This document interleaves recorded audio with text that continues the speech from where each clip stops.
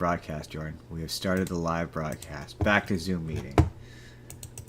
You got the zoomies? I got the Zoom meeting. Let's do The zoomies. rosé, Jordan. Nice classic red. Good old fashioned red.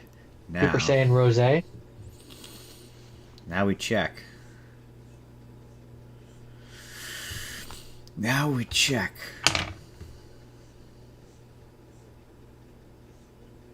We can't check because we're not on the correct account.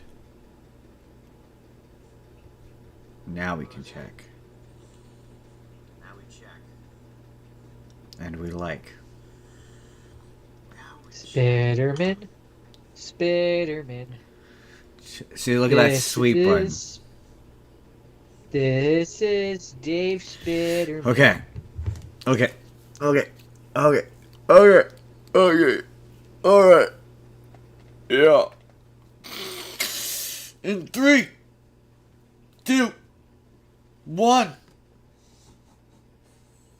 This podcast is brought to you by the... In 3, 2, 1. This podcast is brought to you by the Arte Media Pantheon. Please head to artemedia.org to see all kinds of podcasts from our great friends.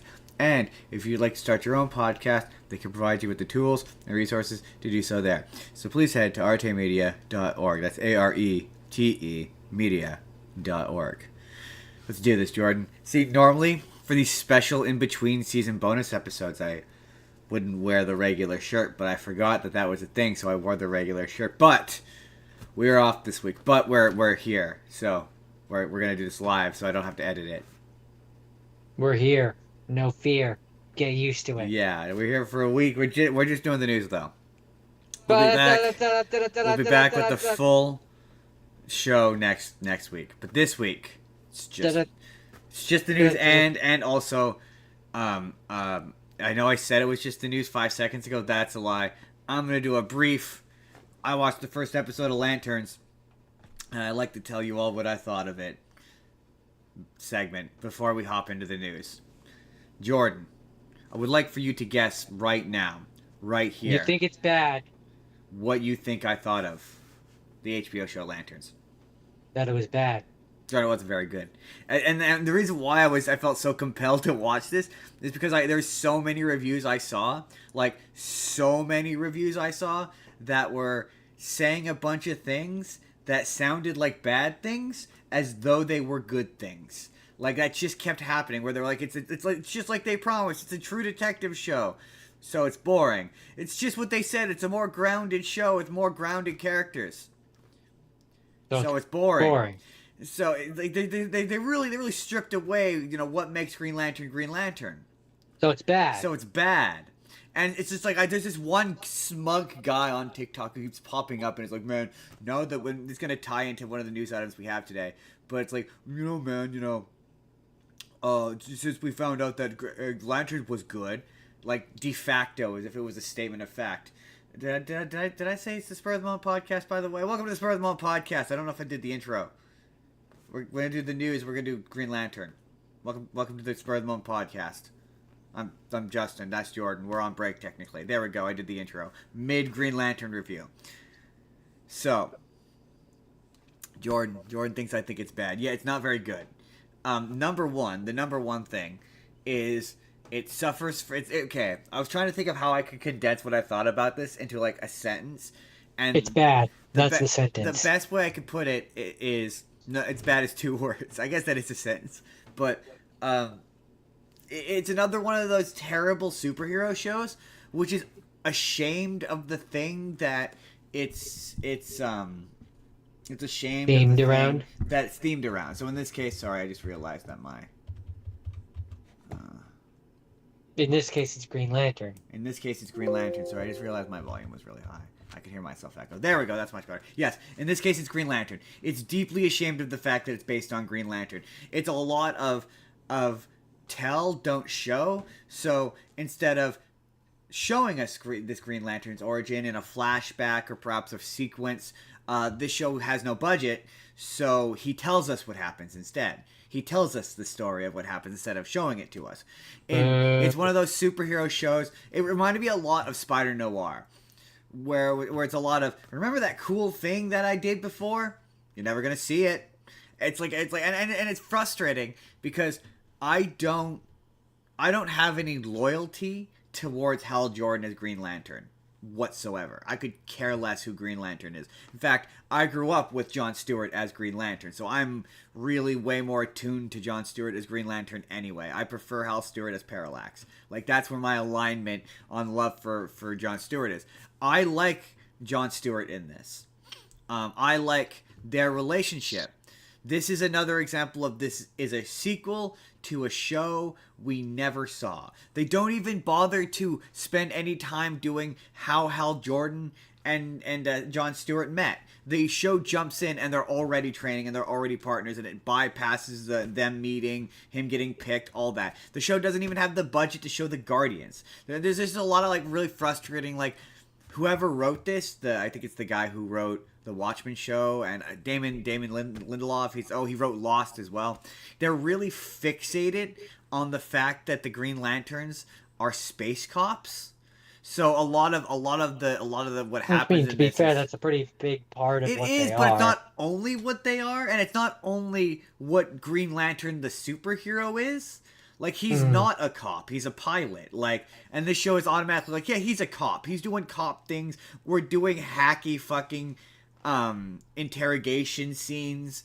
Like, yeah, some of the investigation parts are kind of interesting, but it's HBO, so the episode is an hour, and it fucking feels like it. Like, it is agonizingly slow. It is so slow. It's so much of characters standing around.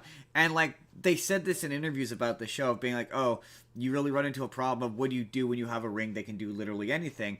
But there's moments in this episode where, like, it doesn't make, like, so there's a bit where the plot of this is they wind up in Nebraska.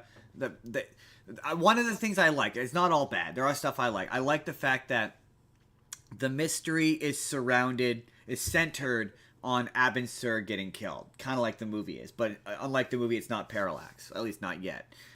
There's theories that it might be Parallax, but like Hal Jordan Parallax. But the plot of this is basically he became Green Lantern. Abin Sur died, and he was like, yeah, the Guardians think of this planet as basically like backwater. They would have never made a human a Green Lantern. So he's like, I always figured that him getting killed had to be foul play. And coincidentally, where the events of the show are taking place is the exact spot where the spaceship crashed. He got the lantern that works. And a big thing in this show as well is that he's been Green Lantern since 1996. So he became, or at the very least for like 10, 20 years or something like that. So the beginning of the show starts off in 1996, and then just hard cuts, and they're already working together. Everyone knows Hal Jordan is Green Lantern. Green Lantern is famous. He gets, like, stopped on the street, recognized.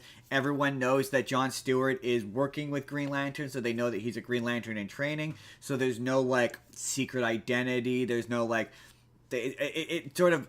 I like how it slots into the Superman DC universe in the sense that, like, that movie did make the case that there were superheroes before... Superman. Sorry. Okay. I feel like I'm saying all the things, and I'm not letting you jump in here with any thoughts you may have. I don't really have any thoughts for it. I've only seen the trailer. I didn't watch this, so I'm still going off of what I saw in the trailer, which is it doesn't look like a Green Lantern show. It looks like something that's ashamed to be a Green Lantern show and is purely using the Green Lantern name to sell itself because otherwise it's just a terrible cop show. It reminds me... No, it's not. In fact, it's a good cop show. It reminds me a lot of... Their chemistry... That's not what it looks like. Their chemistry is quite good. Their back and forth is good. It reminds me a lot of... holy shit, why can't I remember the name? Gotham. It reminds me a lot of Gotham in that if you took away the Green Lanterns, DC, and any attachment to anything related to the James Gunn universe, and it was just a cop show with kind of a science fiction. Maybe he's still a space cop, but it's not Green Lantern, and he's just got a thing for aliens, and it's kind of X-Files meets Men in Black kind of thing, set with like a True Detective style show like that. I could just probably would be a lot better. but because it's Green Lantern, like, yeah, there's a bit where there's a bunch of aliens who have showed up in Nebraska, and Jon Stewart goes chasing after them. And there's a very just exceptionally long sequence of him running after him, and I'm like, why isn't Hal Jordan using his Green Lantern ring? And the scene just keeps going on, and it's like, dude, and then their case against in the writing against using the Green Lantern ring to solve problems is that it's a weapon that shouldn't be used irresponsibly. But then literally in the next scene, Hal uses the Green Lantern to create counterfeit money to turn a jukebox on. So like.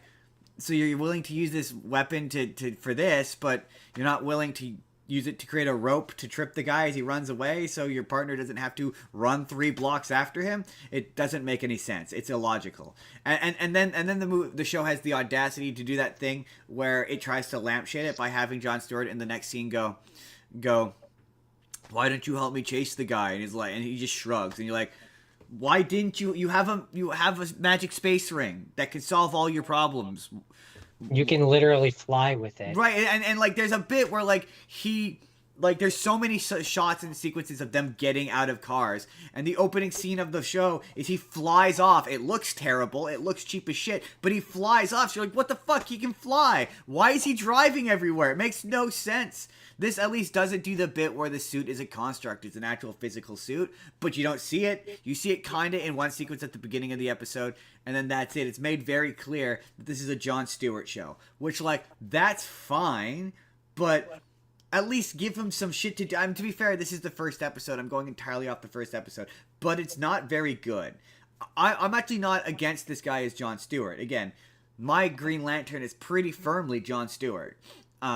Because I grew up with that animated series. And interestingly, this episode ends with him with the goatee. So the episode like flashes back around a bunch. At one point, it's in 1996. The main bulk of it seems to take place in 2016. And then it flashes forward to 2026. And he's got the goatee. You know, like he does on Justice League, the cartoon. So I wouldn't be against him. Like, if they killed off Hal Jordan and he was the Green Lantern, I wouldn't have any issue with it. I'd be like, cool, I'm cool with this. I like him. He reminds me a lot of the one from the animated series. He's written in that same kind of stoic way. The setup for this is, I learned a lot about Jon Stewart over the course of this week. It is very similar to what it is in the comics, where they decide that he comes after Guy Gardner in the comics, but in the comics, Guy Gardner gets injured, and so the Guardians decide that he needs another backup, and he's just there in case Hal Jordan has to be off planet. That's what he's there for. So it's a similar thing in this, where they say it's like a replacement dealio, but later in this universe, Guy Gardner is going to become Green Lantern, so like this whole show is once again hinged by the fact that as much as it being in that universe allows it to skip a lot of narrative hurdles, it also makes you go, wait, but then if him having a partner and him training a recruit is such a big deal as this show makes it out to be, how do we get Guy Gardner with his stupid fucking bowl cut, bulbous fucking costume looking ridiculous? Like, they're not jiving. And like, I had an epiphany when I was watching this, because I was like, what is with this, in my opinion, epidemic of superhero stories where we skip over all the good shit? You notice that? Like, this has become a recurring fucking like superhero problem in superhero media now, where Well, it's because the producers and the people that are making these decisions want to appeal to people that aren't into comic books. Well, they want to skip to the good shit, I think. They want to appeal to the mainstream audience who don't care for all the comic booky goodness that you're describing, so they cut it out. Right, but you could. My thing is, we had an epidemic before where it was like, it was all origin stories. Everything was a fucking origin story, and the audience went, we're sick to death of origin stories. And instead of hearing, okay, cool, let's move on to the next phase of storytelling where we tell the middle part of the story, they went, oh, they don't want origin stories, cool, let's just skip to the end. And in a lot of cases, Like, a lot of these universes want to skip right to, like, the big thing. So if this is indeed, because there's a lot of people who have theorized What? that. You're telling me Hollywood learned a lesson and overcorrected in the wrong way? That's never That's happened never happened before. before. But, like, I've seen people say that oh, they're gonna this show is gonna lead to the, like yours did. It's gonna be an adaptation of your movie where it did Parallax at the end, and it's the exact thing I said with your movie, where I said without the years of history and him finally snapping, that doesn't work. I saw someone It else say means something nothing. similar about Parallax, where it's like it's the same thing with like the Dark Phoenix, where without the years of getting to know this character as an inherently decent guy, and I like his version of Hal Jordan. He's given him some sass. He's given him some, like, they've taken the idea of he's fearless to be like that just means he's an asshole. And like, I'm totally, the animated movies do a similar thing, and it totally works for me. I don't love it when superheroes curse, but I can get past that. It's just like we're skipping to the end of this character's story, just taking for granted that everyone knows who Hal Jordan is. And it's like, I don't want to see the end of the story. I want to see the middle part of the story. That's why I like Brand New Day, because that was the middle part of the story. That is the middle part where the superhero just gets to That's what I'm be saying. the superhero. Like, no, I don't want to see the one where he's a shattered old man and he can't do that, because you spent 5 to 10 years in development on a movie, so now by the time you actually get it into production, they're too old to do the stuff where they're spry. Like, I'm tired of that. Like, that's why I respect James Gunn. People this new trend to shit on James Gunn. But, like, the fact that he's put Man of Tomorrow into production so quickly, and he's getting David Corn. Man, I've said David Corn Sweat so many times in the past few weeks. But the fact that he's getting him out there and in these movies, one after the other, while he's in his prime, is the smart thing to do. Like, yeah, like, I'm sick to death of, like, the end of the stories, which is why this bothers me so much, and it irritates me, because it's like, yeah, the one thing, you know what the one thing he does with his ring in the entire episode? He turns the ring into a bottle opener. And he opens a bottle of beer for the sheriff. And then it disappears. That's fucking it. That's it. Yeah, for because they don't Constructs. have the They don't budget have the for anything budget. else. So it's like, what's the point? But they do have the budget because they're on fucking HBO. So they absolutely have the budget. HBO's got Dragon budget. It's got Dragon money. They've got Construct money. And, like, this is another case of, like, I don't mind a Green Lantern story that's a bit harder if it has Green Lantern stuff in it. And I don't know, maybe this is gonna pick up, but the sheer glazing that's happening of this one episode is baffling. Bringing it full circle, this is not very good. This is certainly a bad pilot. Like, it's not. If your idea is to be like, yeah, I'm utterly ashamed of being a Green Lantern show. Like, I don't. Why? Who finds that fun? Like, I don't understand this, like, idea of why do we need to deconstruct the heroes that don't require deconstruction? Like, sure, make a deconstruction of Batman, because that's about the human psyche. Or make a deconstruction of Superman, because that's about the immigrant experience. But Green Lantern is the flashy green construct guy. Like, do something interesting with that for once. You know the one show that did anything remotely interesting in terms of the Green Lantern? What's that? Invincible. Invincible is the only show that has done anything remotely interesting with Adam Eve. Have you seen the Adam Eve special? Oh, Adam Eve. Yeah, right. I mean, that's different, but yeah, okay. Well, no, but I mean in terms of, like, utilizing light construct attacks. Yeah, her powers are different, but the way she fights is essentially the same. Like, that's the most interesting Green Lantern shit anyone has ever done. Like, no one has ever done anything interesting with Green Lantern. Certainly nothing in live action. Like, yeah, I mean, I was don't gonna mind say, this. I don't know. I think the years of comic books with him are interesting. He has plenty of No, interesting I stuff more meant there. in, like, an But like in animated. Some of the animated yeah. stuff did, yeah. Some of the animated stuff did, like in and I didn't mention this when I talked about that Atlantis movie, but there's a really sick sequence where he creates a fucking robot suit. And he's just walking around stomping guys in a robot suit. And I'm like, shit, that's fucking interesting. Like, why would I want to watch him, like, wear a fucking leather jacket and jeans and use the Green Lantern ring to create fake counterfeit money? Like, that's so boring. Because that's utterly cheaper. boring. I know, because it's cheap, exactly. So, like, cheaper anyway. I'm gonna come back to this at another time when it's all out. I'm gonna judge it as a whole. But, like, how much people have been loving this is baffling to me. It just is utterly baffling to me, because I'm like, this is bad. This is not. It's like it has element, like, it's like I said with the Supergirl movie. These are two good characterizations of decent characterizations trapped in a sequel series to a much better show we never saw. Like, yeah, if we had done a Kyle Chandler Green Lantern show where he was like in his prime, and now we're doing the one where he's old, and now he has a guy who's taken on the legacy of this character. Sure, maybe this would work, but they don't even do the bit where they meet. Like, they don't even do that part of the introduction of your. You can't have a partnership where they're already mid partnership. Good partnerships aren't founded that way in media, unless they're related. Yeah, so I don't know. I was bothered. Everyone is wrong about this show. It's bad. Not bad. It's just it's a lot of mediocrity that needs to be sifted through to see what is ultimately good characters trapped in a not very good show. That would be better if it were on another network, because it's trying desperately to justify the fact that it's on HBO with all the cursing and the sex. Like, there's a point where Jon Stewart has sex with a woman in a scene that goes on for like way too long and is not very interesting. Yeah. If this is supposed to be like True Detective, man, this is giving me a bad impression of True Detective, because what a boring show.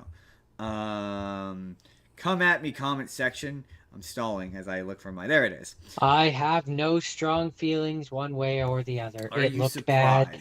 It looked bad. And it's not surprising when you tell me it is bad. It sounds bad. Because I don't think you would like this whatsoever. Like, I don't think... You come on here and be like, it's boring, and I mean, you've picked it up. It's embarrassed to be a Green Lantern show. Like... And that's bad. I don't understand why anyone would argue I got that vibe good. just from the trailers. Right? Like, yeah, that's bad, and I don't know how anyone credible could say that that's good. Like, why would you want to watch it? That'd be like watching a Superman show that was ashamed of being Superman, where he never wore the cape. It would be, like, yeah, I mean, it would be like watching Smallville, where, he was Superman and almost, like, never wore the cape? Never wore the cape. Yeah, great. Or, like, what's that? I can't think of what's that. It would be like if you made a Spider-Man show where he was ashamed of being Spider-Man, like, where he never wore the costume once. Like, I don't like Spider-Man Noir, but at least he wears the costume in that show. He was, a show where he's just Peter Parker all the time. You're seeing the rest of his life when he's not Spider-Man. Right? That would be very dull. That would be a very dull show. You know what? That is a great transition to the news. Jordan, hit me with some news.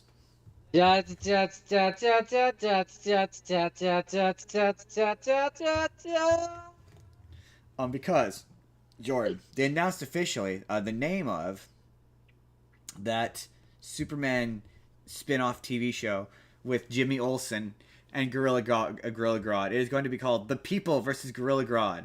And as much as I just shat on Green Lantern, the Lantern Show bunch, this sounds great, and I'm totally into it. I'm totally into the concept of a it's going to be a parody. Those are two weird characters to put together. Well, it's we've talked about this before. Have we? Yeah, because Gorilla Grodd is a Flash character. It's the one. What's he doing with a Superman character? It's the one where it's train of thought lost. It's the one where it's the parody of true crime. So it's a true crime show, but it's about Gorilla Grodd, and Jimmy Olsen is the host. Yeah, I am totally I don't remember us ever talking about that one. We absolutely did. I don't remember it. But people are speculating that we may see a version of the Flash, or certainly we might see Barry Allen, which I think is kind of interesting. But no, it's funny. As much as I was like, I'm not into the Lanterns. This sounds great, and I'm totally into this. I like the notion that I need to see a trailer. I love the notion that it's... To be fair, there's a lot of people who are like, nah, this is stupid. And I don't disagree. It sounds stupid. It does sound... It does. It absolutely does. But that's why I like it. I'm into stupid. So, like, this is one of those times where if you say to me, nah, I'm going to be like, fair. Because I'm like... I get it, and when people are like, my God, make a Wonder Woman movie already. I'm like, yeah, but also... I'm gonna keep talking, turning on the fan, but I'm gonna disappear for 2 seconds. Like what you're describing to me sounds bad. Yeah, it just sounds bad. It depends on how they do it. I mean, I'm thinking like, like if they're going for like serious, like that Green Lantern show, that's awful. I'm thinking like it's gonna probably be like like a parody of like Netflix true crime documentaries, where you like complete with like talking heads and Jimmy Olsen narrates it. Like, I just think that would be really, really funny. And I'm totally down for something stupid like that. Yeah, just for me, it doesn't... Sorry. Why would you do Gorilla Grodd? Gorilla Grodd doesn't work for that. For me, it makes far more sense if you're doing something like that. If Jimmy Olsen is hosting whatever, that part I get. But, like, if Jimmy Olsen is following around, like, Detective Chimp, that makes sense for that kind of show. But Gorilla Grodd's a supervillain. What's Jimmy Olsen doing following around a supervillain? Well, I think the idea is he's investigating him. That's the idea. Yeah, no, it doesn't. That doesn't make. He's a Flash one. What's Jimmy Olsen from Metropolis doing anywhere near one of Flash's villains? The idea is that he's a reporter, so he's reporting on them. That's the idea. Right. But you know what a true crime documentary is? He's way out of his jurisdiction. I mean, not for reporters. His area as he works. He's not a reporter though. Jimmy Olsen is he takes the pictures. In this universe, he's a reporter. And to be fair, I think the idea is this is like a true crime podcast kind of dealio. But no, it's easy. I think the idea is this is like the first appearance of Gorilla Grodd, and the idea of smart. If I had to theorize, and the idea of the smart gorilla or whatever, the Gorilla City is probably new in this universe. So it's probably going to be like about him discovering Gorilla Grodd and like learning who he is. And then the theory, a lot of people have a theory that the Flash will show up at the end, and this is where they'll introduce the Flash, which like I'm okay with them doing that. Mm-hmm. But like the only way this works for me. Ironically, if you had said it was Lois Lane, that to me is more believable. But that. Jimmy, no, I'm not saying I would want it. I'm just saying it makes more sense to me. Way more. Jimmy Olsen doesn't work for me. I normally I'd agree with you, but I love the actor who plays Jimmy Olsen. I think he's hilarious, and I love this characterization of Jimmy Olsen. And just Jimmy Olsen is decidedly cooler, and he is, I think, in the context of that universe, I think he's one of the reporters. Like he's doing columns. I think in the movie you've seen it more recently. I mean, that's fair. I just for me, so just it's it a Flash. It's a Flash villain. It doesn't make sense for me. Wider DC universe, I would absolutely let go of that notion. It doesn't work for me. It doesn't make sense. There would be their own reporters in that city. But he's reporting. You'd get Iris West. No, but. It's would Jimmy make Olsen more sense. That's right. That's so why is he not like fucking looking at one of Superman's villains? Because clearly that makes more sense. I mean, you're splitting hairs. Is what you're doing. I'm really not. You're splitting hairs on who the villain is. It's about the wider DC universe. It doesn't make sense. Gorilla Grodd he's fought Batman, he's fought Superman. He's not exclusively. None of those villains are exclusively belong to It doesn't make sense. Any one hero. I think you're overthinking. Yeah, he does. Gorilla Grodd is a fucking Flash villain. I mean, not specifically, not anymore. Yes, he is. One of the movies he fought the Justice League. It's flexible. Like you're being. That's really, once he knows. You're being really rigid. You're really. No, I'm not. You are. You're being very rigid on who belongs to whose villain, and they're all from the same universe. It doesn't really matter. It does matter. The notion behind it doesn't work for me. The notion behind picking Gorilla Grodd is clearly that Gorilla Grodd is silly. Is clearly what they're going for. But no. Yeah, sure, I get that. But you're mixing your chocolate with your peanut butter, and it doesn't work for me. They're both peanut butter or chocolate. No, they're not. I mean, again, there's been lots of things where, he's not exclusive. Regardless, even if he was, it doesn't matter. It doesn't. It would be like if it would be like if the fucking Flash went up against Sinestro. You would be like, okay, well, that's a Green Lantern villain. It doesn't that's not work. The same thing. Yes, it is the same thing. It's not the same thing. Yes, it is the same thing. You're taking something from one franchise and you're mixing it with another franchise. No, they're not. But they are. One is Superman and one is Flash. Again. Very, very, very, very. You're being pedantic. You're being very pedantic. Regardless, it only works for me if it's 100% straight. Like you have to do this like within the it's completely documentary style. Like it's not like a narrative. It's not like Jimmy Olsen's gonna be doing jokes, or like he's not gonna like have a cast of characters that, or like it's gonna be like the Blair Witch program or whatever, where it's like we're seeing people record a thing, so like it's still gonna cut back. I really hope not. Yeah. I want it to be like a talk. It will. For me, it will only work For me, it will only work if it's a Netflix style, because that's the popular style of true crime documentary, where it's the talking heads and and it's Jimmy Olsen interviewing people, and it's treating Gorilla Grodd as if he's a real thing, and this is a real to me. I like the title implies that it's going to be a thing of Gorilla. Well, to be fair, this universe is built in, so you're like, oh, he might have already fought the Flash, and with a name like the People v. Well, let's see. Does it have a plot description yet?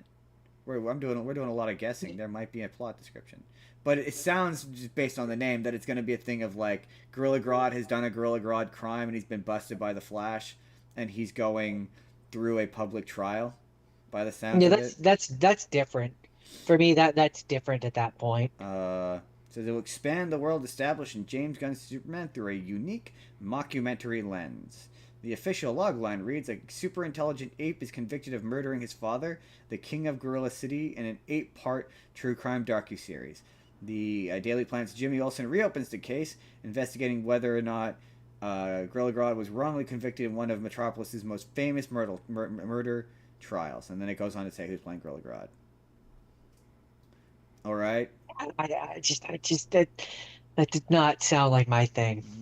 I mean, it definitely sounds like my thing, but it's gonna work for me way better if it's very much like we're interviewing, it's doing the talking heads, and one of the talking heads is Gorilla Grodd's like as if you're watching cousin. the show, as if you're watching the show in universe, basically. Yeah, pretty much. Yeah. To me, that's the only to me, if you have to do it straight, it's the Netflix. Well, that's what I just said. You have to do it as if you're watching the show that Jimmy Olsen is filming, like a Netflix in universe. It would be even funnier if you gave it. I mean, you guys, you could get away with calling it a Netflix documentary, but if you paid Netflix and got the Netflix logo, that would be very, or it was this is the Daily Planet's attempt at doing one of those style documentaries, but just no narrative. There can't be any narrative other than what's presented in the documentary. This has to be played like it's a real documentary. That it's a real documentary that you play exists. It like the episode of Supernatural where it's the ghost hunters or whatever, and we're seeing it from their perspective. This is a tape that Superman, or this is an episode that Superman could watch if he wanted to.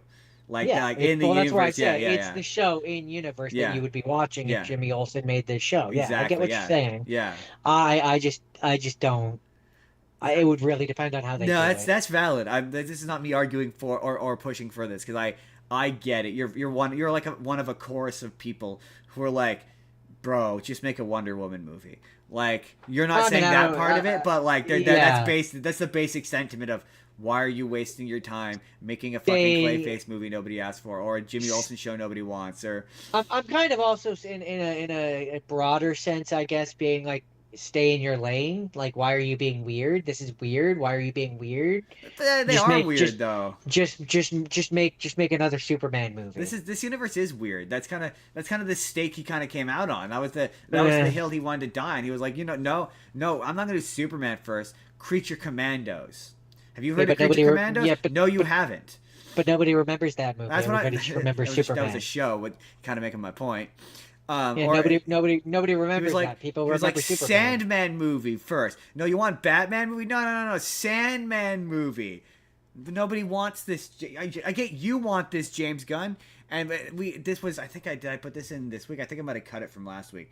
But people were giving him shit about coming out and announcing the slate, and how none of that slate came out. The Wonder Woman show, there was going to be an Amanda Waller show with the version of Amanda Waller from the Suicide Squad movies. There was going to be a Wonder Woman prequel show about the Amazons.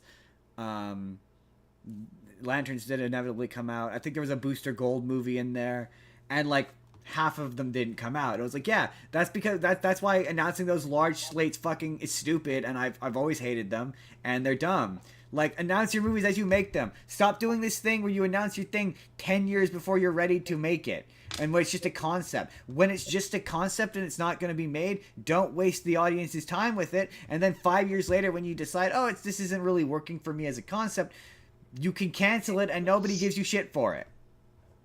I agree. It's very, very, very frustrating. Was that it, Jordan? Was there anything related to DC that I can tangentially hook? No, I don't think so. Moving right along, Jordan. You ever just see a really good trailer? Like a really Ever? good, Yeah, really yeah. good trailer. Where like, I'm sure this movie is not going to be as good as this trailer makes it look, but my God, this is just like a really well-made movie trailer. Yes. Wildwood. This is an incredible. Forget the movie. The movie looks incredible. The animation looks stunning. The artwork looks incredible. The art It design looks looks great. pretty. It's fluid. I mean, it's like It a. looks it looks It looks pretty. so fucking pretty. It's Leica. What do you expect? Top shelf quality. I still don't know if this is gonna beat Kubo, but my God, it's neck and neck right now. I think you mean Paranorman. To me, Kubo's the swan song. Paranorman's Mm, good, but Kubo does everything that Paranorman does, but like twice the scale. Like, yeah, mm, Paranorman does a big thing, but Kubo does an even bigger thing.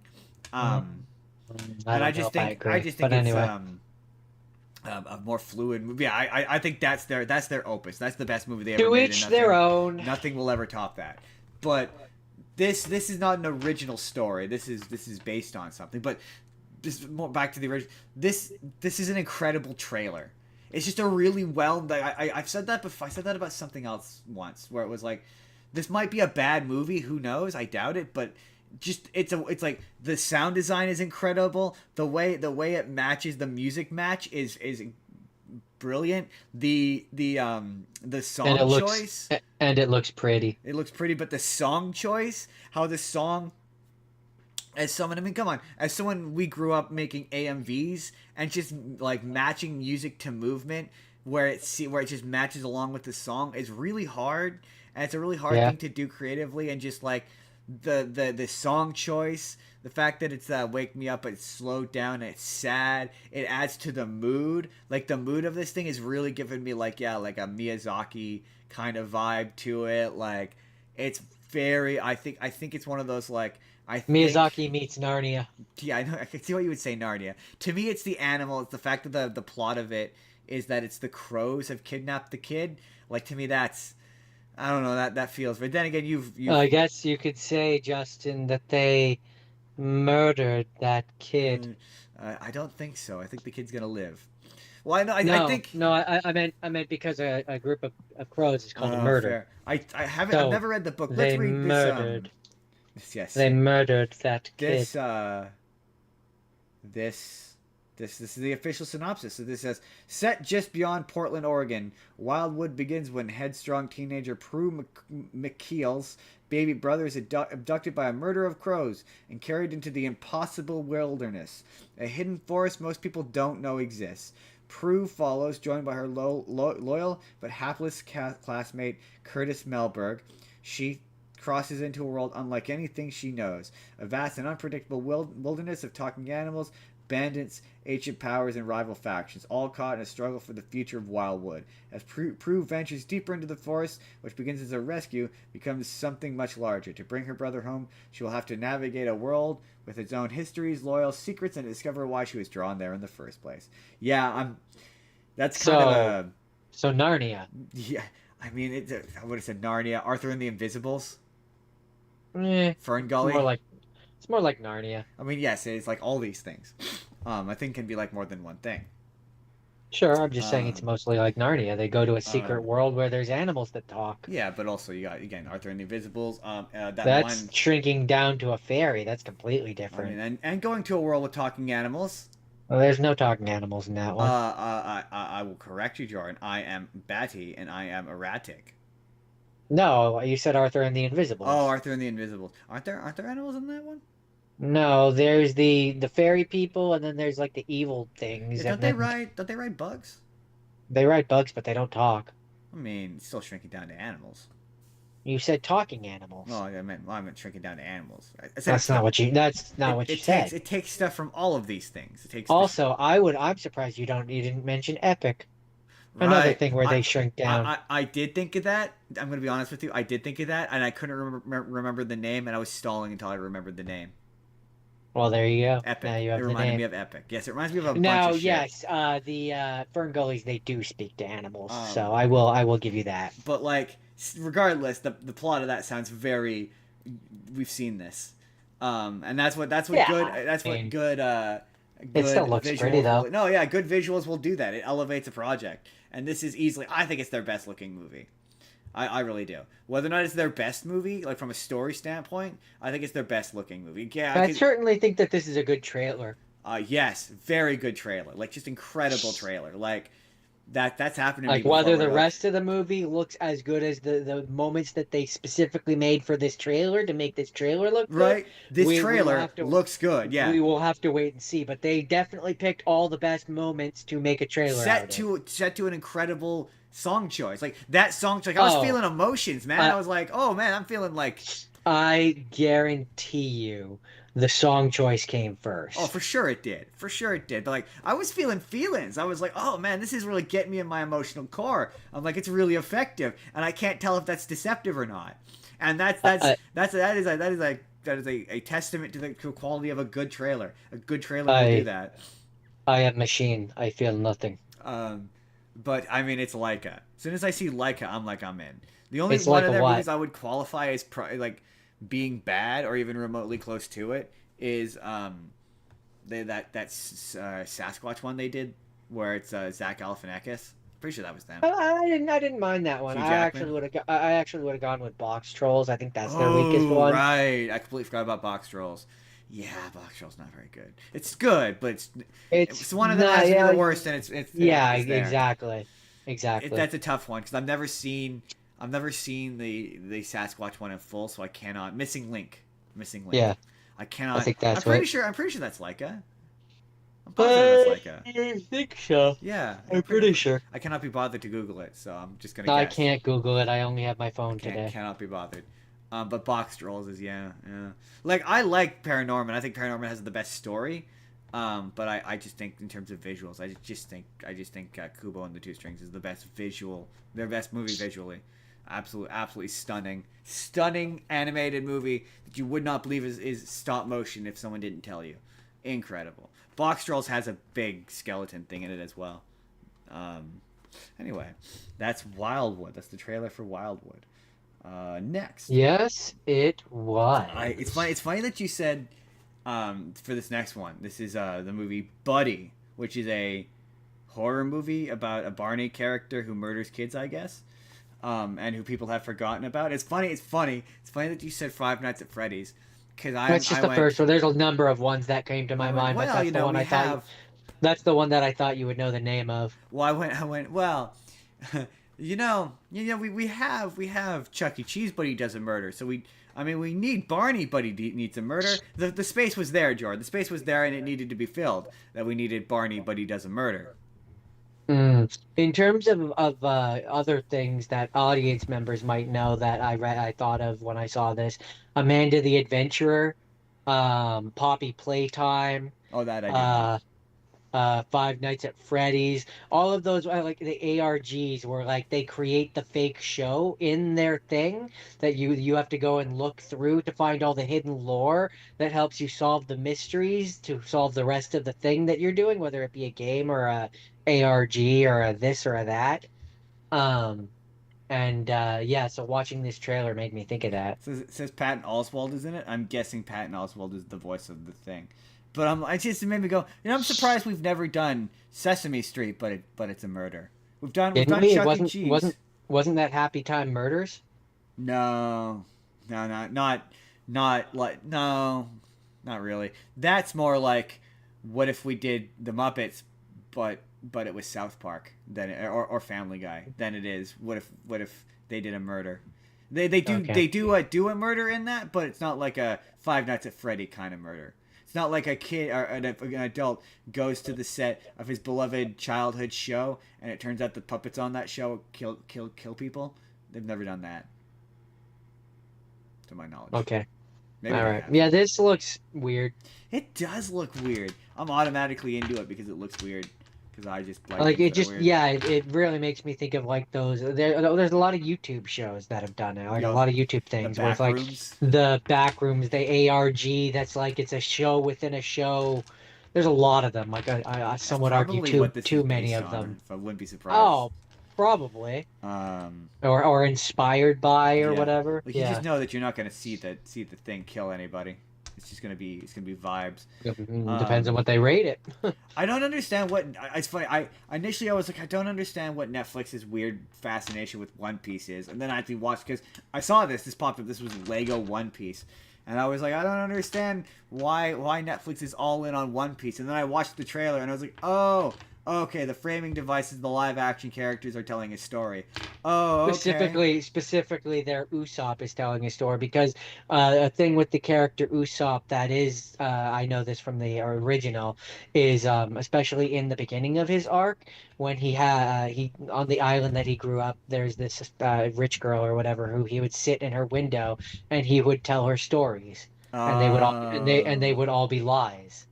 Like gotcha. he would exaggerate things and he would make things up. So this is clearly a reference to that, Absolutely. and B probably a reference to something from the live action What? show. Oh, for sure. Well, at what point did you realize it was? Was it at the end when they showed the live action characters, or like for me, I pretty immediately figured No, out it was the. I knew that character was Usopp as soon as I saw him. I No, no, recognized no. the I mean that it character was based on design. the live action show.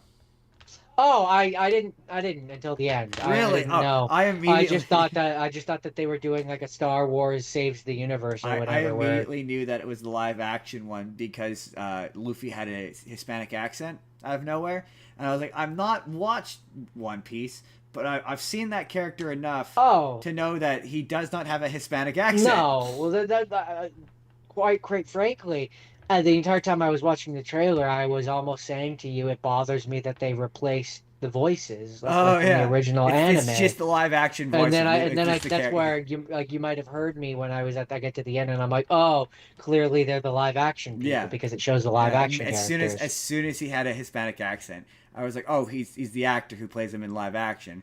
And I didn't think that the framing device was going to be that it was them in the live action show, but I was like, oh, this is clearly that's why this is on Netflix. But it Oh, otherwise yeah, looks. I'm not a One Piece guy, so none of the humor lands for me.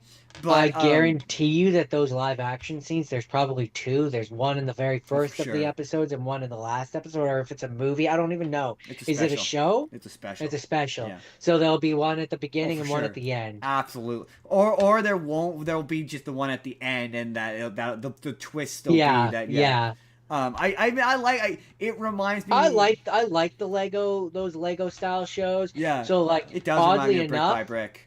oddly enough, brick by brick. I was thinking of the one where it's the Lego and it's the alternate universes. Yeah, it's Brick by Brick. I thought that was called Saves the Universe. I'm pretty sure it's called Brick by. Maybe the second one's Brick by. One of them's called Brick by Brick.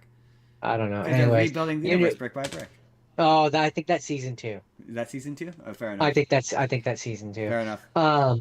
Anyways, not the point. I like those. I like the Lego style ones. I always think that the humor is funny and Yeah. zany. So and like that's where like I know enough about the characters that as I'm watching this and I'm seeing that Usopp is the one narrating, I'm like, oh, that's clever. That's how they can do all the zany Lego It works for humor me better than style the things. Star Wars one actually, because I'm like, It's how they can get away with all the Lego based humor that they usually do in these yeah, things because and it makes sense. Usopp, when he tells stories, is known for exaggerating. Yeah, So like it perfectly fits, right? there's parts where even I laugh where he's like, how is he carrying him up the thing? He's not that strong. Let's try that again.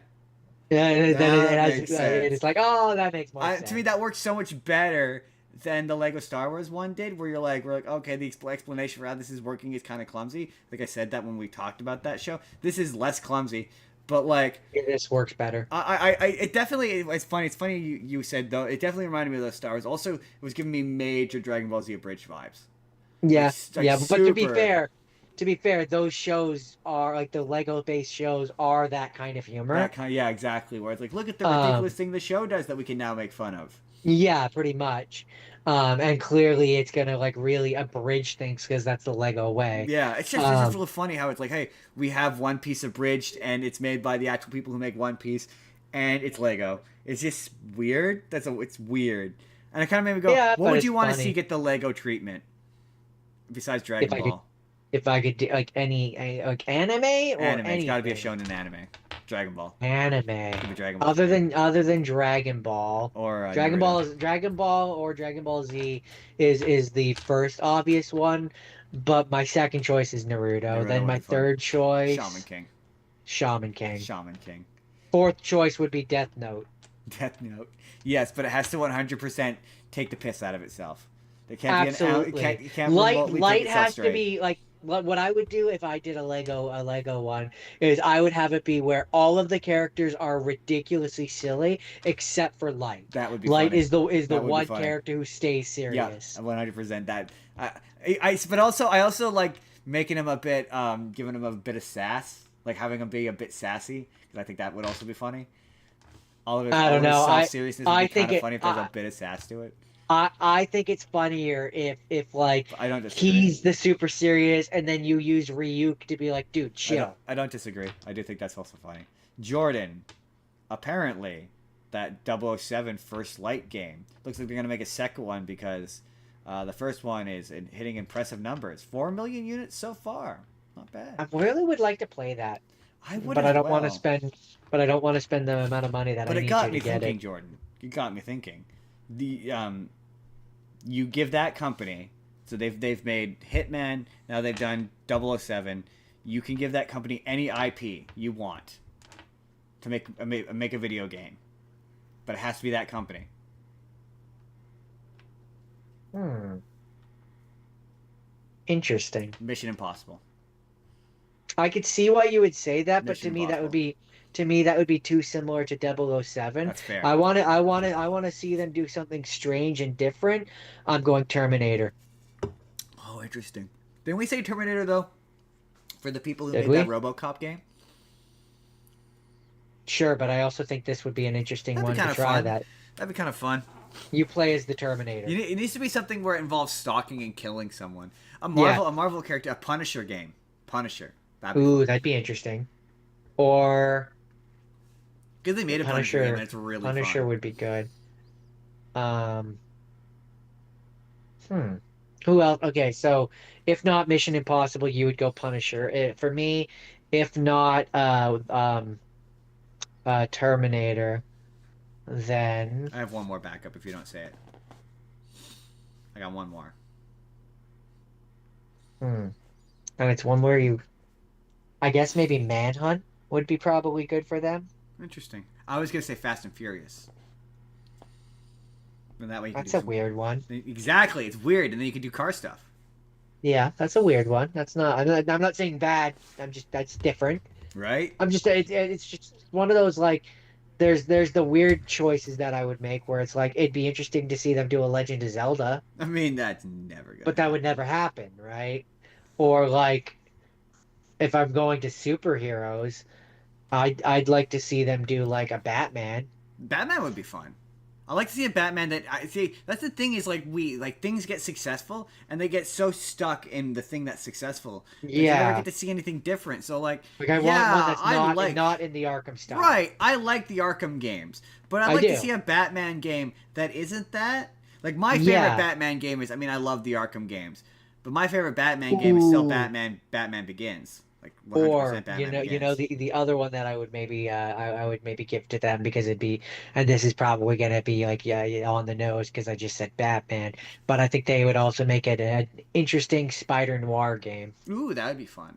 I would like to see a Spider Noir And game that does. I would lean both into the like, he's the Spider-Man aspect of it, but then also have the parts of it where it's the noir style game where it's like LA Noir. Yeah, where he has to But interrogate like people. That'd be yeah, fun. yeah. That would be fun.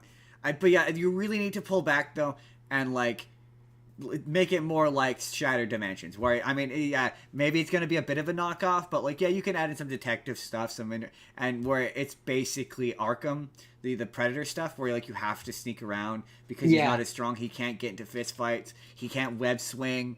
No spider sense. Like it's all about observation. I would just I like would that, still man. give him the ability to climb on walls though. Absolutely, I don't know. I think Spider Noir can still climb walls. I'm pretty sure he can still Yeah. climb walls.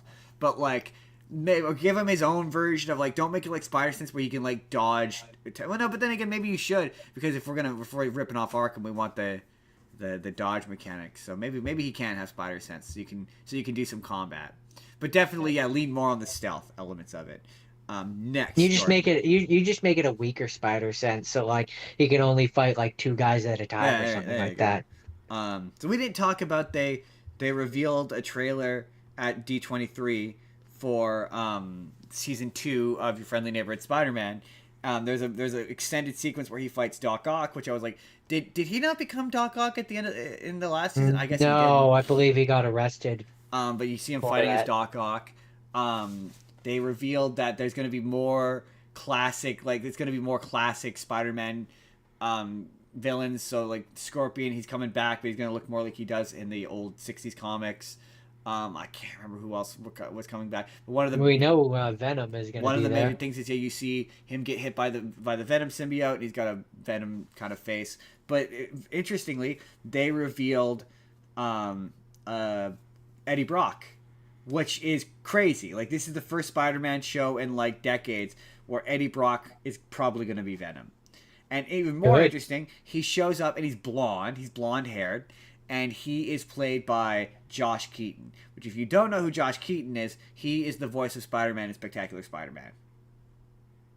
Any relation to Michael Keaton? I don't know, but Okay. he played Spider-Man, Spectacular Spider-Man, and something. Oh, and Ultimate Spider-Man in Shattered Dimensions. Oh, So yes, that's cool. so I'm hoping we're gonna get it. I mean, everything about the show has been more or less pure in terms of characterization. Maybe not necessarily in design, but certainly in characterization for the most part. Yeah. Um, I'm interested. I'm wondering because you didn't see the full trailer. You only saw the bit where It was Venom, and then there was the part where he's fighting with Doc Ock. but you actually saw the part where it's Venom, right? Yeah, I think he had or he was wearing the black suit, or you saw The the coupe or trailer something. seems I to don't remember. be. It was a while ago. I think that is Venom. Like I don't think that that's Spider-Man in the black suit. I think that the trailer is making it look like it's Spider-Man in the black suit, but I think that's our Venom design. I think that's what Venom's going to look like. Um, I think we talked about the animated series, or how I don't like the Raimi black suit. I don't like it. I don't think it's as good as the original. But the only variation of that suit I like is in Spectacular Spider-Man, where it starts off as the Raimi suit, and then as he becomes more attached or addicted to the suit, it becomes the traditional Venom costume. He loses definition. Yeah, and it becomes flat and smooth, and it looks like the original costume. I love that. That's like my favorite, one of my favorite versions of the black suit. I love how the progression is gradual. It's why I love that show. I still maintain it's the best Spider-Man show. That objectively, my favorite is still the '90s one. But in terms of like serialized storytelling, still think it's the best one. Stuff in the trailer I didn't love. At one point, you see Spider Gwen is there as Wolf Spider. Like, again, do you? I'm gonna have to Yeah. rewatch this trailer because I don't think I saw that part. Yeah, no, I don't think you did. But there's a part where she drops down and they high five each other, and she's like as tall as he is. I don't like that. It's the same. It's less of an issue than the Miles thing is, because at least she is in the comics isn't presented as being a mentee figure to Peter's mentor status. They're kind of equal in terms of status as far as Spider people go. So like, but it's just like I don't. It's one of the things I hated about Ultimate Spider-Man, where by the end of that show, there's like 5 Spider people, all with varying degrees of Spider powers, and that was an issue they had in the comics, where at a certain point you had Spider Gwen, you had Miles, you had Silk, and it's like it just becomes Spider-Man loses his specialness when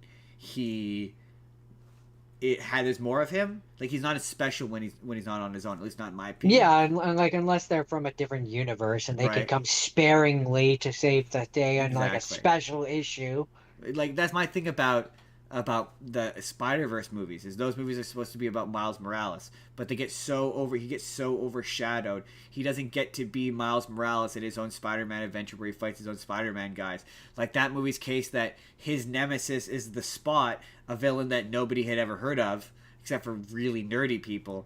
It's kind of sad that he doesn't have his own nemesis that he can fight. He doesn't have his own villain that can sustain his own movie. He needs the other Peter Parkers to kind of hold him up, and that's kind of in that movie. I mean, I don't know. Literally. I always found that those movies were a dual story of both Miles Morales and the Spider-Verse as a whole, Right, like but the that's idea of being Spider-Man, not that's just him being Spider-Man. right, but that's So, kind of my point where I'm like, Miles Morales deserves his own.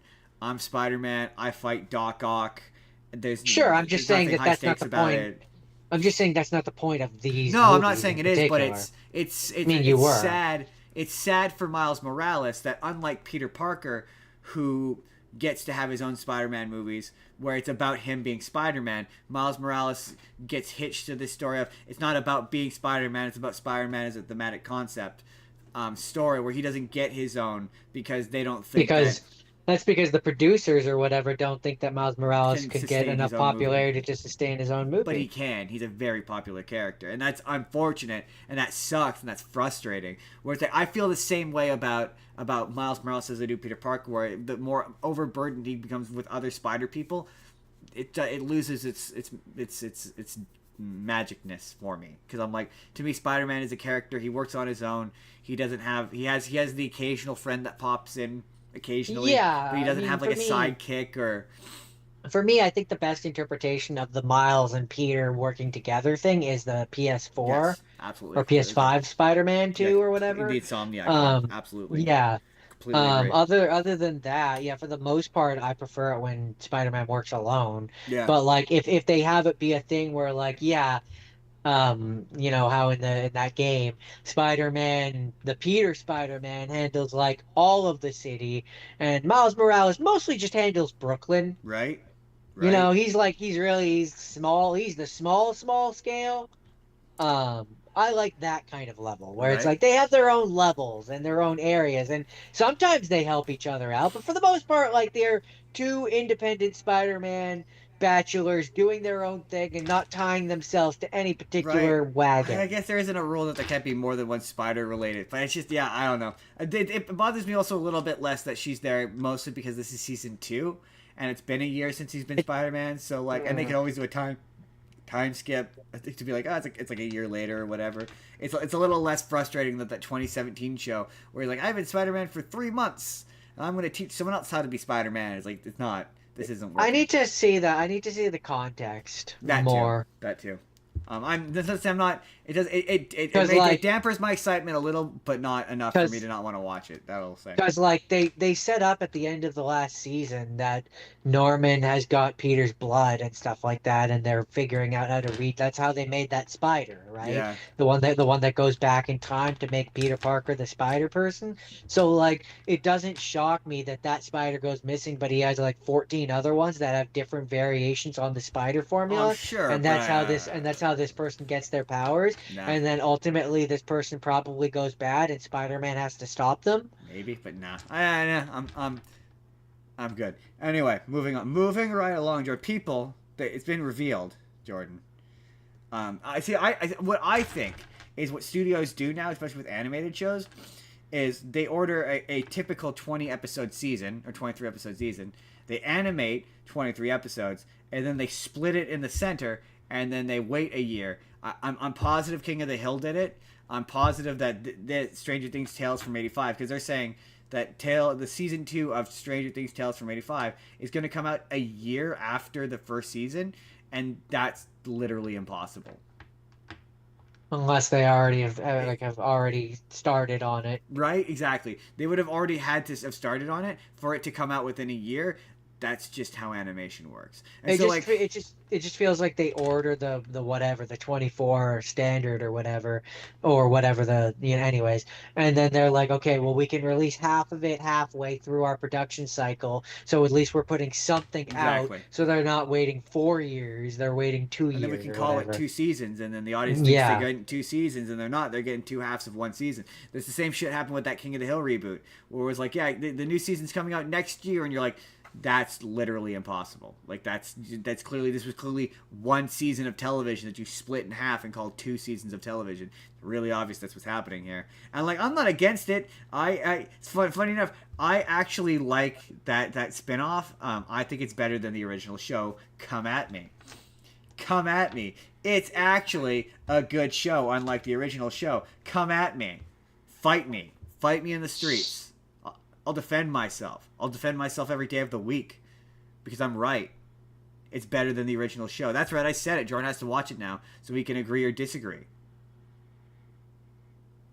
I mean, whether I agree or disagree, I think you don't get one without the other. So, Valid. But yeah, I'm definitely gonna watch that. Also, um, so Mr. Aggressively Yelling Man, um, jeez. comingsoon.net, Jordan. There was an earlier one. Oh, it was the last one. The Spider-Man actor casted for new Spider-Man role, and you're like, wait, what does that mean? So this headline, Jordan, is Disney recast the Emperor's New Groove, Yzma and Kronk in big crossover movie, and you're like, probably like, wait, what? What crossover movie? What do you? I mean, What? my first thought was, whatever they're talking about, it only makes sense that they've recast him because it's been many years and Yzma's probably dead. Yzma's dead. But then my second thought was, I mean, Kingdom Hearts? I mean, I don't know if big crossover movie is the same thing as video game, but they apparently are going to be in Hidden Heroes: a Descendants story, which will expand the Descendants franchise as the spotlight shifts to the children of Disney sidekicks. While Disney has already announced the cast, two major names have been signed for the upcoming project. Yzma and Kronk from The Emperor's New Groove will come into Hidden Heroes: A Descendants story. Sherry Cola will play the role of Yzma, while Hugo Atio will be featured as Kronk. My question is, will one or both of them do an impression? Do you think that the guy playing Kronk is going to be doing a Patrick Warburton impression? I think he's boned up on his Patrick Warburton impression. I'm going to be honest, Justin. I'm going to tell you the full, brutal truth. No, I don't. No, you don't think so? No. This just sounds like it's going to end up being like Once Upon a Time. What the fuck? Okay. This is another one, Jordan. I saw the headline for this, and I'm like, this is utterly ridiculous sounding. I'm in. So there's going to be a new Treasure Island movie. And I realized I've never seen Treasure Island played straight in my entire life. It has always been a gimmick. It's always been like a Muppets Treasure Island, or a McDonald's Treasure Island, or a Treasure Planet. Like, there's always been like a gimmick to it. I've never actually seen a 100% seriously done Treasure Island movie. So, okay. Not that I can think of anyway. Hugh Jackman. Apparently, Hugh Jackman is going to be in it, and they're eyeing Hugh Grant and Jordan, and it's going to be directed by Ridley Scott. Now, you may not know that by name, but you would know Ridley Scott. No, Ridley Scott is from Alien. Yeah, okay, you do know Ridley Scott. Yeah, he did Aliens, and he did that weird Moses movie. Oh, wait, that's a he? Yeah, Ridley Scott's a he, yeah. I don't know why I always thought it was a woman. Because Ridley is the name of the character in Alien, I think. Pretty sure that's the name of Sigourney Weaver's character. That might be. And that could be true. That's why you can. Anyways, that's a weird thing. Prometheus. He did Prometheus. Yes, that's a weird thing, right? He did that weird Moses movie we talked about, where Christian Bale was Moses for some reason. We definitely. So that's a weird thing. It's a weird choice. So are they doing it straight? Or is it like a horror version? So Hugh Jackman is going to be Long John Silver. So we're getting also a weird choice. You sure this is real, right? Yeah. Are they doing it like 100%? Like, this is the serious version? Because I do know there is a serious version of Treasure Island, like in the '60s, but like no one's ever. Okay, so I want to get Owen Cooper, who you don't know, but he's a young guy, to play Jim Hawkins. What do we know about Ridley Scott's Treasure Island movie? The story follows a young Jim Hawkins on a journey to find pirate gold. Along the way, he unwittingly hires a cook, Long John Silver, who secretly plans a mutiny aboard the Hispaniola. It's been adapted several times. Sure sounds like Treasure Island. It really does. Written by Jack Thorne. Yeah, okay. What you're describing surely does in fact sound like the story of Treasure Island. I mean, that's it to a T. I mean, Jordan, not enough of them are Muppets for me. If one of them is not a talking frog, not really. What are we even doing here? Why are we even doing this? So What's the point? we don't normally do this, but I just thought it was really funny. Jordan Rosie O'Donnell, forever holding a space up in Donald Trump's head because she guest hosted Jimmy Fallon or Jimmy Kimmel Live, and she took a bunch Yeah, of I heard shots at that. him, and he watched it because he has nothing better to do. Isn't he supposed to be the He's president? supposed to be the president. I mean, I know that he also blew up a fucking trade deal with Canada because he wanted the Canadians to no longer be allowed to speak French Jordan, on the one hand, or create their own trade deals or something. Jordan, on the one hand, I'm like, yeah, good. I hate French. I hate the fact that I had to learn French. I don't speak French. Not many people I know speak French. Certainly no one I know speaks it conversationally. It's a waste of time, but also fuck you. Fuck you, you can't control what I Parlez-vous do. français. That's right, I'm going to speak French all fucking day long. Oui. Oui. Bon oui. It's all the French I remember, but don't tell me what to do. You can't tell me what I want to speak. French is my official language, bitch. Omelette du fromage. Like, it's the one time. Omelette du fromage. Omelette du fromage. It's the one time, Jordan, where Quebec and the rest of the Canada were united to be like, shut the fuck up.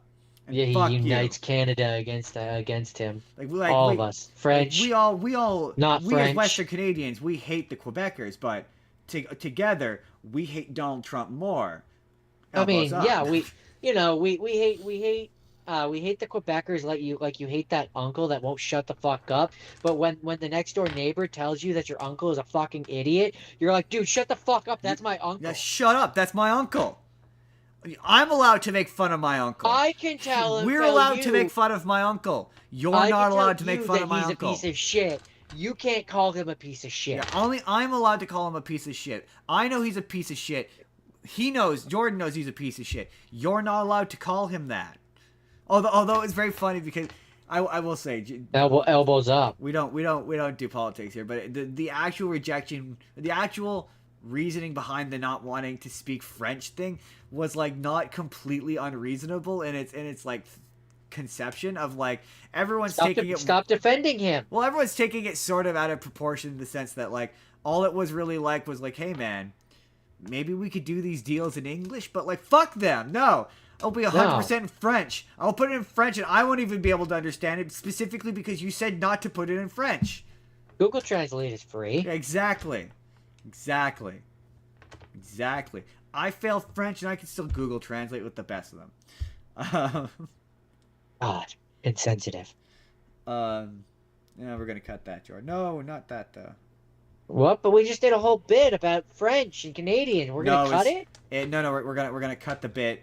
There's a crossover Lego Disney Princess 22-minute special. Oh, who cares about that? Because the title of the article misled me into thinking that it was something cool. Jordan, the next Transformers project just got a release date and a trailer, and it's very soon. And I didn't watch this trailer, so we're gonna take a guess right now, Jordan. Do you think this is gonna be lame? Is it live action? I don't know. Here's what I will say. The image on the article is that of the live action Optimus Prime. Then yes, it's going to be lame. Okay, let's find out. Hasbro recently released the trailer for Transformers Cyberworld Season 2. Oh, it's a show. I don't know what that is. Was there a season 1? There apparently was a season 1. It's a show. Let's right now, live on the air, watch this trailer. Oh, it's only 30 seconds long. Okay, we're watching it. They have Gen 1 designs. Bumblebee looks like he's evil. That's strange. This show looks bad. And cheap. Friends become enemies. Oh, it's... Okay, they're doing Bumblebee versus Optimus Prime. Oh, there's Dinobots. This show looks very cheap. This is a very long 30 seconds. Okay, now the trailer's over. There we go. We live reacted to it. Live on the air. I described it to Jordan. Jordan, that sounded all good. No. I can assure you, it looks bad. Jordan, I don't know if you had heard that they had to recast for the Kratos show, the God of War show. They had to recast the guy who in the set photos looked like AI, who you'd never heard of. And they've now officially announced a replacement for him. It says his official Kratos replacement is a God of War, is a fan favorite. Jordan, you want to take a crack at who do you think is the new Kratos? Travis Willingham. You know? You're not far. You are far. You're quite far. But, like, in concept, it's not far. That's a cryptic thing that you just said. It'll make sense when you find out who it is. I'll give you a hint, Jordan. He was in a Marvel team that's not the Avengers. Really important emphasis on was. Hugh Jackman. No. He was a professional wrestler at one point. Dave Bautista. Yeah, Dave Bautista. There you go. See, now you get it. You get why I said, you know what? Travis Willingham is closer than you think. I mean, he's not really in any way. But he is. I don't see why you would say that. When you think about it. Because they're both extra-normally larger-than-life personalities in a larger-than-life franchise. Both WWE and Marvel and Critical Role. I mean, Travis Willingham has been Thor. That's what I'm saying. Anyways. 6 degrees I of don't know. separation. I don't know how to feel about that. I don't know. I don't know how I feel about that. I mean, I guess my thing is, like, yeah, maybe, like, Guardians of the Galaxy era Dave Bautista, but he's so, like, thin and slim now, and he's older. But to be fair, Kratos is older, so, like, yeah, but I don't think he can do the physical. Because the thing is, Kratos as a character doesn't have much range, so, like, it's not like he needs range. Maybe if I hadn't just seen him deliver a really solid performance in that Avatar movie, I'd be a little bit more, like, off. Yeah, but he's got to do that. But he's got to do that in live action. Yeah, I don't know how he's not going to just be like, he's just Batista and it's distracting. Like, I don't know how. Yeah, I don't. I'm on the one hand like, all right, okay, I'm okay, but then I'm with you. I think he's too famous for it. I kind of agree. But I think Ryan Hurst was also famous, so I don't know. But I do tend to agree. I'm like, I think he might be too famous for it. I've sort of leaned when it comes to big characters. I don't know if you feel this way. I've sort of leaned in the direction of I kind of prefer it when I don't know who the actor is that's playing them. Depends on the character. For a famous character. For me, it depends on the character. Like for example, with Kratos, I don't care who plays him. He just has to look like Kratos. That's what I'm saying. I'd much rather it. But I think if a person is too famous, I can't think of a good example. But like if a person's too famous, you'd be like, oh, that's just, like Dave Bautista. He has that chance of it being like, that's just Dave Bautista. Like I'm gonna get distracted by that. That's like with Robotnik, where it's like that's just Jim Carrey. That's a great example. Yes, that's another great example. Where it's like, yeah, that's just Jim Carrey. Like I'd much rather someone I had no idea who he was play Robotnik. For the most part, I tend to agree. But there's certain people and certain characters, and that's where I'm saying it depends. There's certain people and certain characters where, like, I wouldn't necessarily have thought of them. Yeah. But, like, once I see them as the character, it's like, okay, nobody else could do this. That's kind of like me right now. So, like, the best example for me is Tom Holland and Spider-Man. Yeah, but as soon as I saw him as Spider-Man, he's who, or an even better example, Hugh Jackman and Wolverine, or Samuel Jackson and okay, that's a better because Tom Holland was an unknown when he became Spider-Man, had no idea who he was. Same deal with, what was your second example? I'm blanking. Hugh Jackman. Hugh Jackman, same deal. Hugh Jackman was an unknown when he became Wolverine. He was pretty big at that point. No, when he first became Wolverine in the first X-Men movies, he did some stuff in Australia. He did some theater. He did. Well, certainly Sam Jackson. Sam Jackson's the best one because Sam Jackson, he very much the art looked like him, and he went, I'm going to be Sam. And yes, the character in the comics very much was Sam Jackson. So, like, yeah, that's a case of that character was written and drawn to be Sam Jackson. So it would be a disservice to let anyone else play him. But my point being, like, so for me it depends. Like, if I see an actor and I'm like, I I for a character, and I'm like, I could picture no one else doing this. Or another example for me is Ryan Reynolds with Deadpool, Yeah, he was famous going into Deadpool. That is true. and And like he, I could picture no one else to do it. yes, that is true. That is also that's probably a better support for your case. But also like Tom Holland is the support for my case where I much rather take for like a Spider-Man. I'd much rather take a person who's really focused on making the characters like Tom Holland is of making the character of Spider-Man big and flashy and important and what For the have most you. part, 9 times out of 10, I agree with you. I'm just saying But there is that 10th time where you get a Ryan I Reynolds who has to be that's Deadpool. very valid. That's very valid. I don't necessarily disagree with that.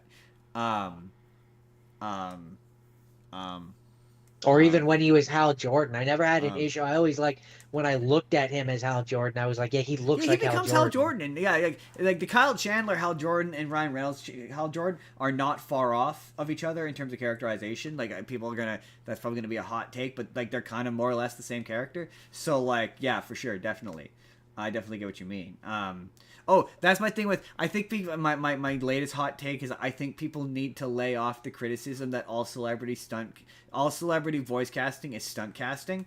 That is perhaps a hot take. I don't know, but I'm getting real sick to death of people being like, "Oh man, you just hire a really famous person and they just automatically because they're a famous person do a bad performance." I'm like, that's just not true anymore. There are some No. voice actors, like some celebrity voice actors who show up, they do the work, they put in the performance. Like J.K. Simmons is a great example of like he absolutely checks his ego at the door for Omni-Man and he becomes He's a consummate right? professional. Or like Dave Bautista in that Avatar movie, or like oh shit, my Sonic, fucking Ben Schwartz is Sonic. Like yeah, okay, perhaps he's like his voice, he's not doing anything differently vocally, but the performance is always different, right? At least Yeah. he's putting in the effort there, like. Or Keanu Reeves, and a lot of this comes from the Sonic franchise, where you're like, yeah, I think Idris Idris Elba Elba. as Yeah, Knuckles. Keanu Reeves' performance in subsequent reviewings is a bit as Shadow is a bit flat. I Yeah, will but to be give, but fair, to be fair, in but his defense, Shadow is a flat character. he is, but You Idris know, Elba as Knuckles, gotta defend my boy Keanu. he came in. I mean, I love that performance. Like but that's not meant to shade necessarily. But it was just to point out that Idris Elba is incredible in every single time he plays Knuckles. Like the show is not And very you can tell good. he's having a blast I too. might have to do the show for the show one day. I might need to do the show because I've never seen You're it. gonna have to, yeah, because like it he it's Figure out bad. how to watch it. It's not very good. It's bad, but um he is a shining star. There's a really solid the second to last episode is really good. He's a shining star. Like there's the footage of him showing up to record the voices in costume. Like he's taking it 100% seriously. He is all the way there. He is all the way in. Yeah, sometimes a celebrity voice actor will phone it in, but so can a professional voice actor. Like there's some professional like Tara Strong. There's like where she's phoning it in, where you're like, yeah, or Jim Cummings. There's performances where you're like, yeah, that's just his type B Jim Cummings voice.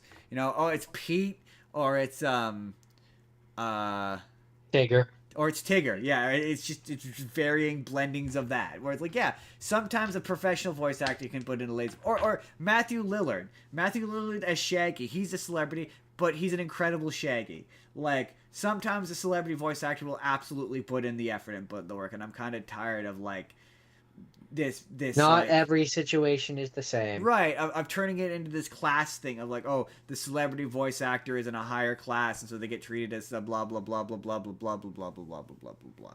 Like yeah, should be a merit based thing. And then finally, Jordan, finally, this is gonna be a fun one to end the day on. Jordan, Shaquille O'Neal wants to be in Avengers Doomsday, but here's why Marvel said no. Now, Jordan, I'm gonna guess that Marvel said no because you're a bad actor who's only ever made bad movies. What do you think is the reason they said no? uh, I mean, I think the reason that they actually had was because he was in a bad movie that was wildly unpopular and nobody wants to see the return of that character. Um, but I think the real reason is because he was in a DC project. No. It says, speaking with Variety, O'Neill explained that the Marvel leadership turned down his pitch because his global celebrity status would break the audience's attention. I wanted to be in the Avengers, and they were like, Shaq, we fucking love you, and we love to put you in, but if your face pops up on screen, people are gonna go, hey, that's Shaq. Which, like, sure, Shaq. Sure, That just why not? sounds That's the like reason. they fed you some. But also, I'm not gonna lie. I kind of want a portal to open. I kind of want Kazam to walk out. Specifically Kazam, and then I want him to do a big rap. Work? Jordan, No. it's a multiverse. It's a multiverse. No, it's a multiverse. The multiverse portal opens up, and I want Shaq the rapping genie. No, Kazam the rapping genie. At least don't be lazy. Cast him as a hero, man. Yeah. What hero would you make him? Kazam the rapping genie. That's not a Marvel hero. We can make it a Marvel hero. No, I'm challenging you. You can absolutely. What hero would you make him? I don't know. I would just have him be Shaq, and then I'd have Dr. Doom come in and kill him. Get out of the way, Shaq. That's lazy. So I'm not taking this seriously. He's Shaq. I don't know who I'd have him Exactly, he's Shaq. He's so bad. You walk out of a portal and he should be Steel. I'm from the DC universe. This doesn't make sense. See, because that makes equally as much sense. Jordan, they're interdimensional. They're interdimensional multiverse portals, Jordan. I would make him like. Have him stop out of a Doctor Strange portal. I would make him like an anthropomorphic or an animated character or whatever. I don't know exactly who, but I would make him one of those, and then you would have his voice, and people would go like, "Is that Shaq?" I don't know that he. That's my thing. Is Shaq really still that famous? That's a good question. I'm not a basketball guy. Yeah, I don't. I mean, he was basketball, right? See, yeah, he was basketball. I never knew him as a basketball player. He was always Kazam, the rapping genie. I know I keep saying that, but it's the truth. I never watched a single one of his basketball games. No, I wasn't a basketball guy. I only know him from that one movie that I watched when I was a kid. The only basketball guys that I know are Michael Jordan, Shaquille O'Neal, and that one who was in Space Jam 2 who was not nearly as good as Michael Jordan. Kobe Bryant. Who cares? I mean, he's not nearly as good as Michael Jordan. No, wait, no, not Kobe Bryant. Sorry. LeBron James. That was LeBron James. Yeah, that was the one. Call me when he got six championships. Is that your only defense? That's the only defense I need, Sean. That's from that one movie. He was in. Yeah. I can't remember which one. Bad Teacher. That's it, Jordan. We're done. That's it. That's the last story. We're done. That's it. It's over. We're at the end. There's no more. I did my little review for Green Lantern. We're going to come back next week. We're going to do anime again. Then the following week, we're going to do tokusatsu. And then finally, the week after that, we're going to watch Sheep Detective. Because I've been putting that off. And I would like to watch The Sheep Detective. Star Trek is coming back, guys. You can check that out. We didn't do a sponsorship section, but if you would like, obviously support the animals. Do that, click that, go check those guys out. If you're making long form content and you need help editing videos, you don't got the time, check out Vizard.Ai using our link in the description down below, and they'll help you out. They're pretty cool dudes. That's what I'm going to do after I'm done this. I'm going to use their proprietary AI technology to create short form content that propels your channel into success. Jordan, where can the people find you? Most Mondays, I do Minecraft Monday on my Twitch. Seth Gore 187. When I'm not doing that, I am here, speaking with you like a human. Human. Like a human. Human. I am on TikTok, Justin Spurr. This show's on TikTok, Spur the Moment P. You can email the show. It's Justin's business. Watch the show because we need that sweet, sweet watch time. We will be back for the full show next week. We will see you all then. Peace out, everybody. Have a good day. And prosper. Watch long and prosper. That's the other show. Bye.